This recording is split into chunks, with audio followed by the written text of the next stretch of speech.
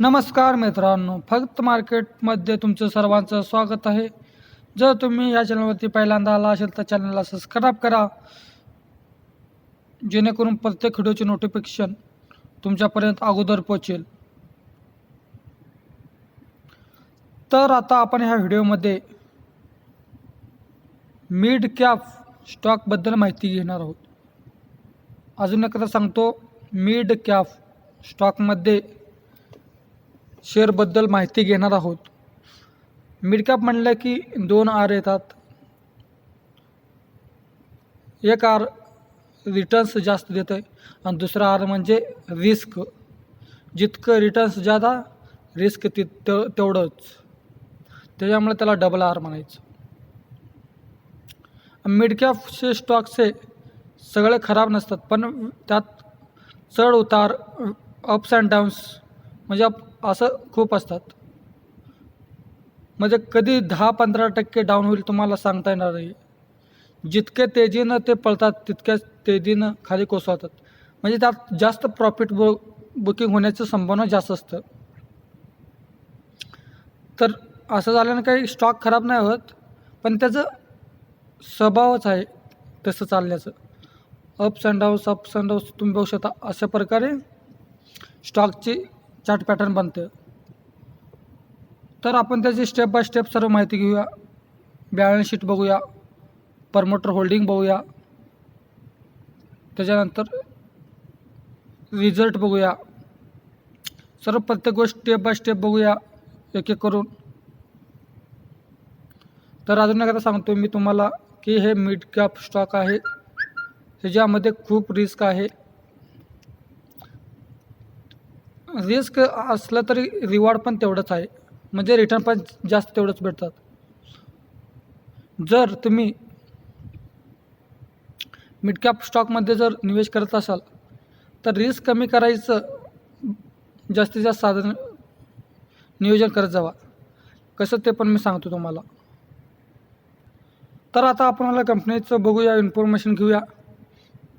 तर कंपनी बघा शकता तुम्ही, केमिकलमध्ये काम करते. कंपनीचं बिझनेस केमिकलमध्ये आहे. कंपनी बघू शकतो तुम्ही, मिड कॅप आहे. सांगितलेच तुम्हाला मी अगोदर. कंपनीचं मार्केट कॅप 18,000 करोड आहे. इंडस्ट्री पी ए 12% आणि ह्याचं पी ए बघू शकता तुम्ही 73%. पी ए हाय म्हणजे स्टॉक हे खराब नाही झाला, पण पी ए जास्त आहे हे पण बघू शकता. त्याच्यानंतर सेल्स वाढलेले आहेत क्वार्टरली 4चे रिझल्टचं दरम्यान मी म्हणतोय. नेट सेल वाढलेला आहे, पण नेट प्रॉफिट थोडंसं डाऊन झालेलं आहे. तर तुम्हाला सांगायचं इतकंच. तर आता आपल्याला कंपनीच्या रिटर्न्सवरती तर तुम्ही बघू शकता, एक वीकमध्ये 9%, एक महिन्यामध्ये 11%, यील्डमध्ये एक जानेवारी टू आत्तापर्यंत 40%, एक वर्षामध्ये 134%, 3 वर्षामध्ये 450%, 5 वर्षामध्ये 800%, 10 वर्षामध्ये 6,500%. किती? 6,500%. तर बघू शकता तुम्ही, जितकं कंपनीला टाईम देता तितकं कंपनी जास्त रिटर्न देते. शॉर्ट टाईममध्ये बघू शकता तुम्ही जास्त रिटर्न नाही भेटत, कारण शेअरचे अप्स अँड डाऊन्स खूप होतात.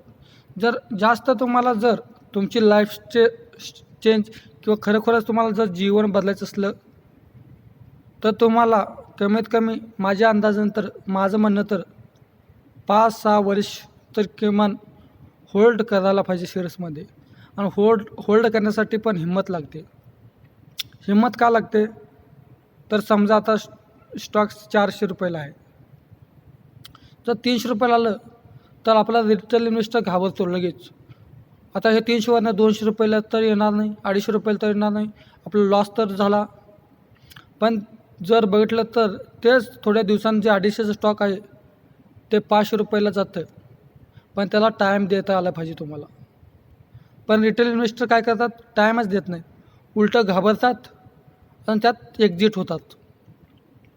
तर तुम्हाला इतके रिटर्न जर पाहिजे असेल 800%, 6,000%, तर तुम्हाला कंपनीला तेवढं टाईम पण द्यायला पाहिजे.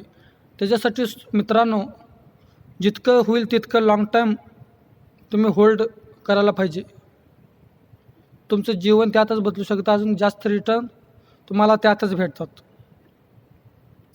मी तुम्हाला इतकं 4-5 मिनिट जे सांगितलं ते प्रॅक्टिकल आहे. जे तुमचे 4-5 मिनिट मी अगोदरचे घेतले आहेत. तुम्ही विचार करा, तुमच्या मनाला विचारा, तुमचं मार्केटमध्ये आलेलं उद्देश काय? तुम्हाला किती पैसे कमवायचे आहेत? त्या हेतूने तुम्ही तितके वर्ष तितके रिटर्न्स कमवू शकता. तर चला आता स्टेप बाय स्टेप माहिती घेऊ कंपनीबद्दल, कोणती आहे काय. तर आता आपणाला कंपनीच्या रिझल्टवरती क्वार्टरली रिझल्ट आहे. कंपनीचं इन्कम बघू शकता तुम्ही कसं वाढायचं. 2017मध्ये बघू शकता 750 करोड, 2018मध्ये 915 करोड, 2019मध्ये 1000 करोड. मी 100% धरतो, म्हणजे साधारण धरतो, म्हणजे तुम्हाला समजेल. त्याच्यानंतर बघू शकता 1061 करोड. त्याच्यानंतर बघू शकता 1179 करोड, म्हणजे 80 करोड. तर कंपनीचं इन्कम पण वाढत आहे, कसं वरती बघू शकता तुम्ही. त्याच्यानंतर नेट प्रॉफिट बघूया. तर तुम्ही जर बघितला तर कंपनीचं नेट प्रॉफिट पण वाढत आहे, पण जरा लॉकडाऊनमध्ये परफॉर्मन्स जरा कमी दिलेला आहे, म्हणजे कंपनीचं इन्कम जरा तर थोडंसं कमी झालं आहे. तुम्हाला मगाशी पण मी दाखवलंच.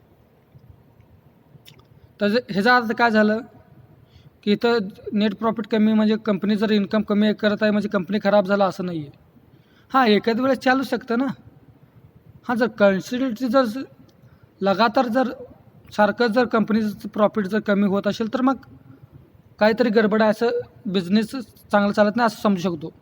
तुम्ही जर बघू शकता जास्त डिपेंडंट असतं, इयरली असतं, क्वार्टरली जास्त डिपेंडंट असतं.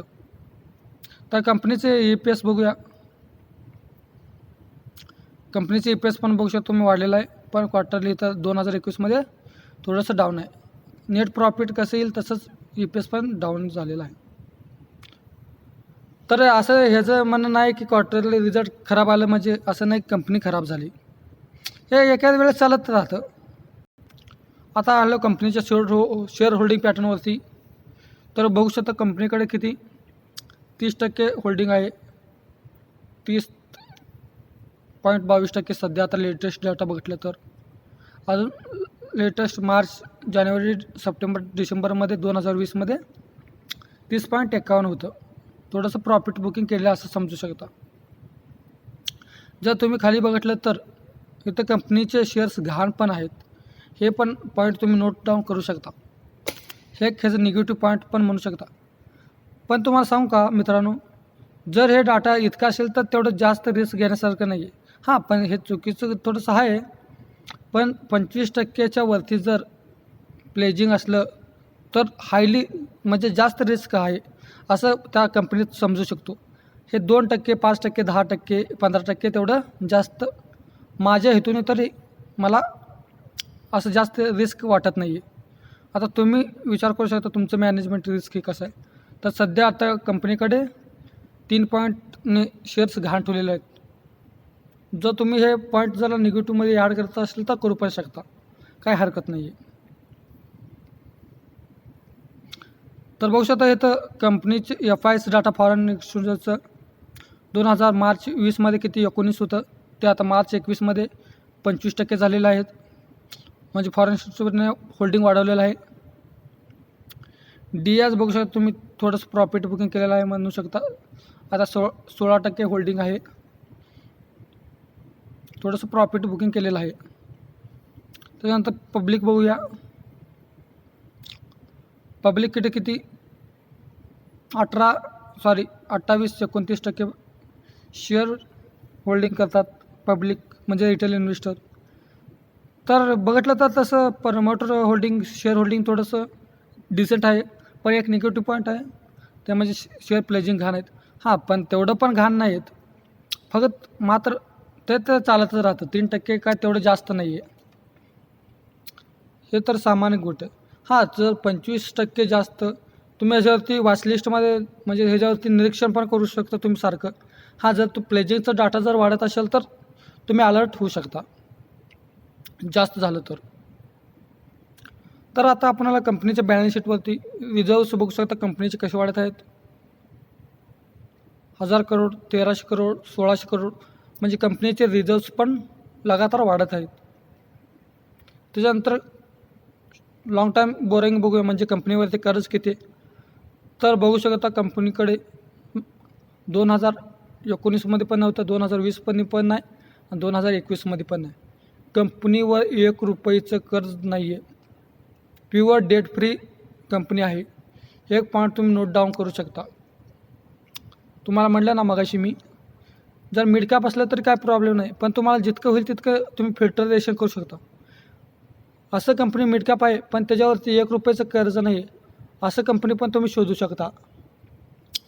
बघू शकतो तुम्ही 1 रुपयाचं कर्ज नाही आहे. त्याच्यानंतर आपण शॉर्ट टाईमचं कर्ज बघूया. तर बघू शकतो तुम्ही कंपनीवरती शॉर्ट टाईम 1 रुपयाचं कर्ज नाही. हे पण चांगली गोष्ट आहे. शॉर्ट टाईम पण नाही, लाँग टाईम पण नाही. त्याच्यानंतर कंपनीकडे कॅश किती आहे बघूया. तर कंपनीकडे कॅश बघू शकता तुम्ही.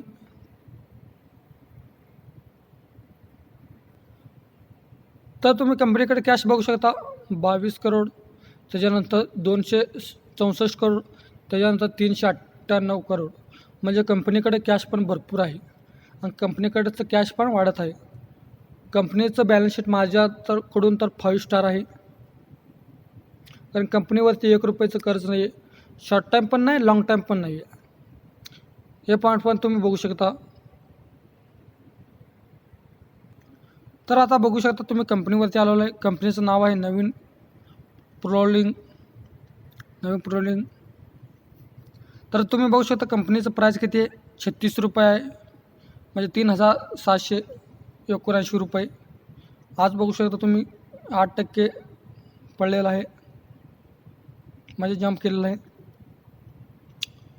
नवीन इंटरनॅशनल कंपनीचं नाव आहे. त्याच्यानंतर बघू शकता 1 महिन्यामध्ये 14% रिटर्न दिलेला आहे, 6 महिन्यामध्ये 42% रिटर्न दिलेला आहे.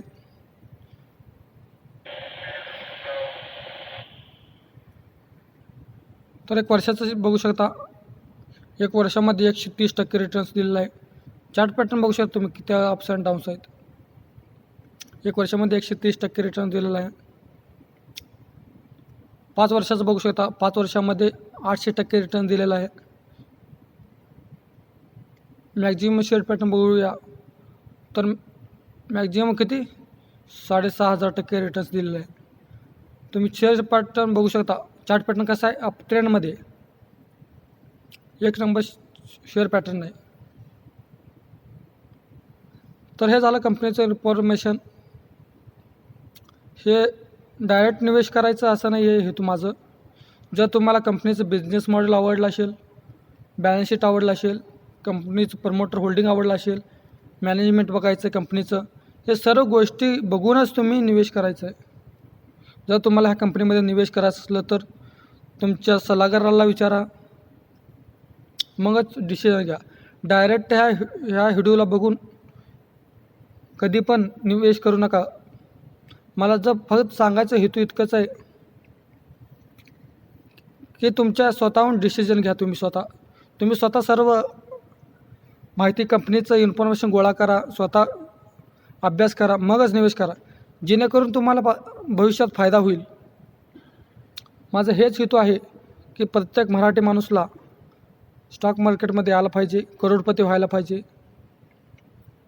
ह्याच्यामुळे मी हे चॅनल सुरुवात केलेलं आहे. तो पण मोठा श्रीमंत व्हायला पाहिजे. तर डायरेक्ट मोटिवेट होईन, रिटर्न जास्त भेटतात म्हणून निवेश करू नका, मोटिवेट अजिबात होऊ नका. तर मला सांगायचं इतकंच की स्वतः अभ्यास करा व स्वतः इन्व्हेस्ट करा. तर तुम्हाला हे व्हिडिओ आवडला असेल नक्कीच मित्रांनो लाईक करा, शेअर करा, कमेंट करा. भेटूया नेक्स्ट व्हिडिओमध्ये. तोपर्यंत टाटा.